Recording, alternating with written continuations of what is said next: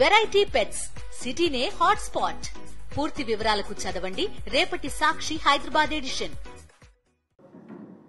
అందరికీ నమస్కారం.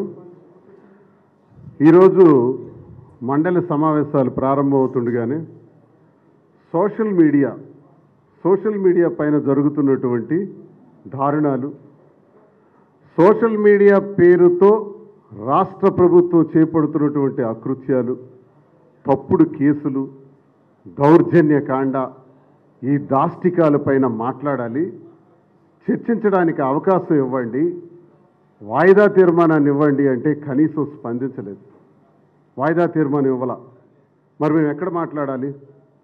సోషల్ మీడియాలో చేస్తున్నటువంటి సోషల్ మీడియా పేరుతో నేటికి రాష్ట్రంలో సుమారు 100కు పైచిలుకు చాలామంది అమాయకుల్ని పోలీస్ స్టేషన్కి తీసుకెళ్ళి తల్లికి చెప్పకుండా, భార్యకి చెప్పకుండా, పసిపిల్లలకి చెప్పకుండా ఆ ఇంట్లో నుంచి అర్ధరాత్రి తీసుకెళ్ళి ఒకరోజు చిత్తూరు పోలీస్ స్టేషన్, మరో రోజు శ్రీకాకుళం పోలీస్ స్టేషన్, మరో రోజు ఈస్ట్ గోదావరి, రకరకాల ప్రాంతాలకు తిప్పి నానా హింసలకు గురి చేస్తున్నారు.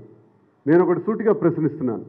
సోషల్ మీడియాలో తెలుగుదేశం పార్టీ కానీ, అలాగే జనసేన కానీ, ఈ కూటమి పార్టీలు చేసినటువంటి దుష్ప్రచారాలు, ఆడినటువంటి తప్పుడు మాటలు, మీరు చేసినటువంటి అకృత్యాలపైన ఏ రోజు మీరు మాట్లాడటంలా.